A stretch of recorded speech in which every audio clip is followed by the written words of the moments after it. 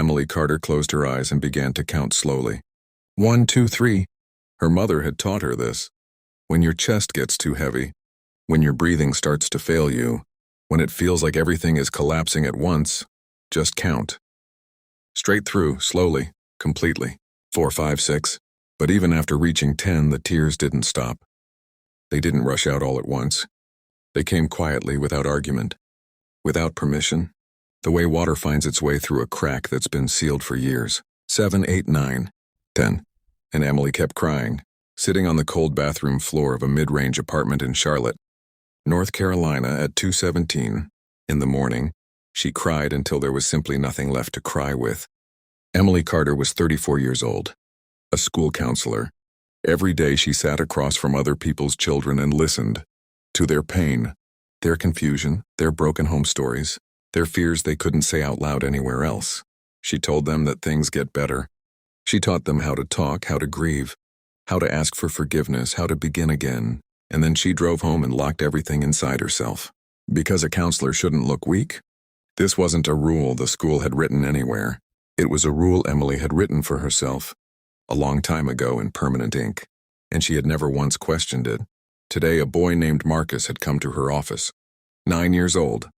He had walked in, sat down across from her desk, folded his small hands on the table, and asked her directly, "Ms. Carter, do you ever cry?" Emily had smiled the way she always did. Warm, steady, practiced. "Everyone cries sometimes, Marcus. But do you?" He had pressed. "Like, for real? Not just saying it." She had paused for exactly 1 second too long, and said, "Of course I do." Marcus had looked at her with those eyes that children have, the ones that haven't yet learned to be polite about the truth, and said, "I don't think so. I think you just hold it. My grandma used to do that. She died holding everything in." Emily had laughed softly and redirected the session. That was her job. Redirect, guide, keep the light on for someone else. But Marcus's words had followed her all the way home. Sat in the passenger seat, walked through the front door, stood behind her while she made dinner she didn't eat. And finally, at 2:17 in the morning, they had found her on the bathroom floor. Her mother, Carol Carter, had been a quiet woman. The kind of quiet that people mistake for peace but is actually just a very old, very practiced silence. She had raised Emily alone after Emily's father left when Emily was 6. She never cried in front of Emily, not once. Not when the bills couldn't be paid. Not when her own mother passed. Not even at the end. When the hospital room smelled like antiseptic and Carol, Carter was fading in a way that couldn't be stopped or slowed. The last thing her mother had said to her, 3 years ago now, in that hospital room, and was, "You're strong, baby. You don't need to fall apart." Emily had held her hand and said, "I know, Mama." And then Carol Carter closed her eyes and did not open them again.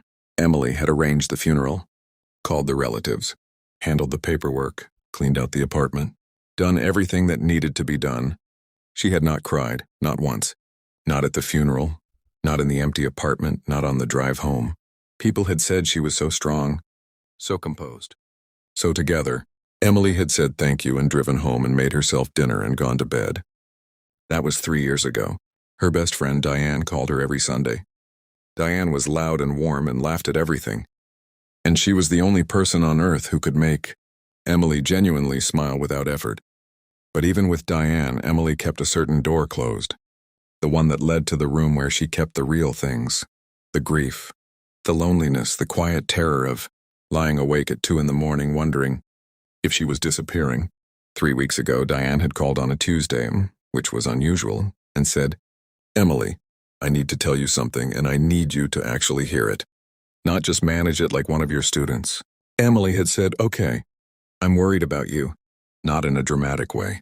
Just, "I see you and I feel like I'm seeing less and less of you every time, like you're becoming a photograph of yourself." Emily had been quiet for a moment. Then she said, "I'm fine, Diane." Diane had exhaled the way people do when they've heard those exact words too many times. "Okay," she said. And then gently, "But I'm here. When you're ready. I'm not going anywhere." Emily had said thank you and hung up and gone back to grading paperwork. But that word, photograph, had stuck somewhere. A photograph of yourself, an image, present but not quite real, visible but not quite alive. The bathroom floor was cold. Emily didn't move for a long time. She thought about Marcus. She thought about her mother. She thought about the word photograph. She thought about all the children she had helped put themselves back together over the years. And she thought about the fact that she could not, genuinely could not, remember the last time she had let anyone help her. She thought about the counting, 1 through 10, her mother's trick, the thing Carol Carter had passed down to Emily like an heirloom, except it wasn't a comfort, she realized now, sitting on that cold floor. It was a leash, a method of containment, a way of training yourself to stop feeling before the feeling could get too large to control. Her mother hadn't taught her how to cry. She had taught her how to stop. And Emily all her life had called that strength. The next morning, Emily went to school with concealer under her eyes and a steady smile on her face.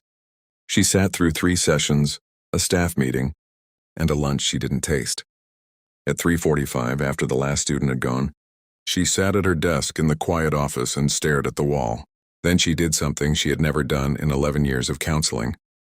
She picked up her phone and called Dr. Renee Holloway, a therapist whose card had been sitting in Emily's desk drawer for 2 years, given to her by a colleague who had said, "Just in case you ever need it." Emily had taken the card to be polite and buried it under a stack of papers and told herself she would never need it.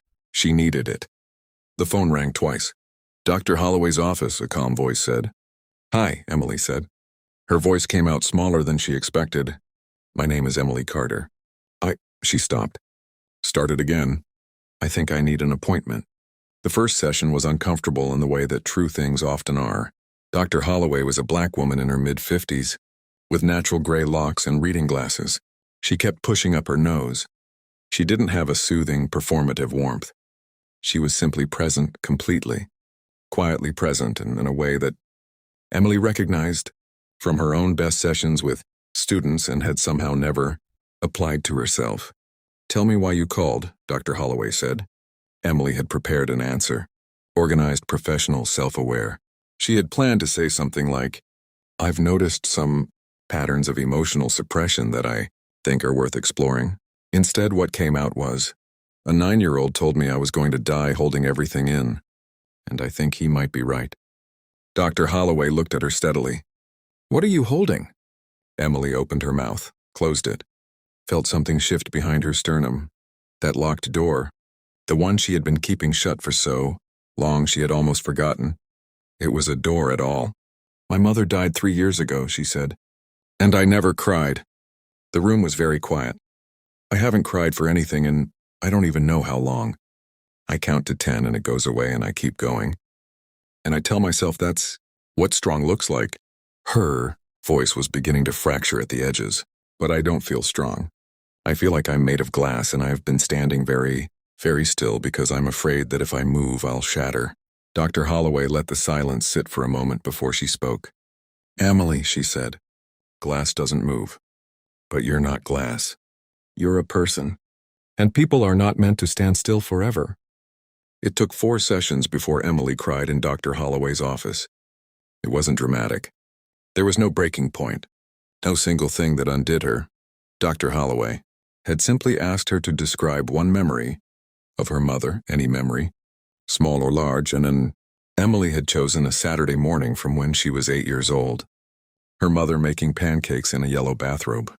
The radio playing something old and slow. The way Carol Carter had danced, just slightly. Just a little movement of her shoulders when she thought Emily wasn't watching. Emily had described it in detail, her voice steady, her hands folded in her lap. And then her voice wasn't steady anymore. She counted, 1, 2, 3. "You don't have to do that here," Dr. Holloway said, quietly.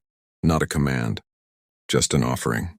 Emily stopped counting, and for the first time in longer than she could measure, she let it come.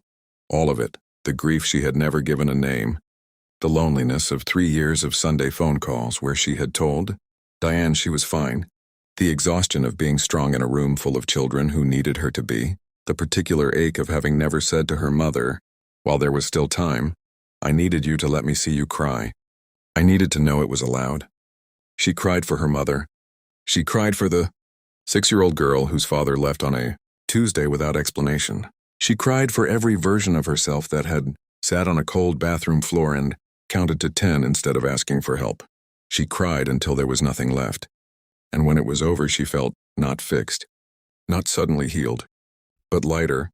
The way a room feels after you open a window, that's been painted shut for years, different, real, like something true had finally been allowed to breathe. On a Sunday evening 6 weeks later, Emily called Diane. Diane picked up on the first ring. "Hey, you." "Hey," Emily said. And then, without planning it, without organizing it into something manageable, "I want to tell you something, and I need you to just listen. Not fix it, not worry, just listen." There was a brief silence on Diane's end. Then softly, I'm here." So Emily talked. For 40 minutes she talked. About Marcus and Dr. Holloway and the bathroom floor and her mother, dancing in a yellow bathrobe to a slow song on a Saturday morning. She talked about counting to 10. She talked about the locked door. She talked about the word photograph and what it had done to her on a Tuesday night 3 weeks before she finally made a phone call. Diane didn't interrupt, didn't rush to fill the silence, just listened in the way that Emily had spent 11 years teaching other people to do and had never once allowed someone to do for her. When Emily finished, Diane said, "Thank you for telling me." That was all. No advice, no summary, no silver lining. Just, "Thank you for telling me." Emily exhaled for what felt like the first time in years. She still works as a school counselor. Marcus still comes to see her sometimes. Not because anything is wrong, but because, as he told her once with complete sincerity, "You're easier to talk to now. You seem like a real person." Emily had laughed, genuinely, fully, without performing it. "I'm working on it," she told him. She still counts sometimes. 1 through 10, the old habit, her mother's voice in her head. But it's different now. She doesn't count to stop the feeling. She counts to give it space, to say, "I feel this, I see this, I'm not running from this." And sometimes she gets to 10 and still cries, and that she has finally learned is not weakness. That is the whole point.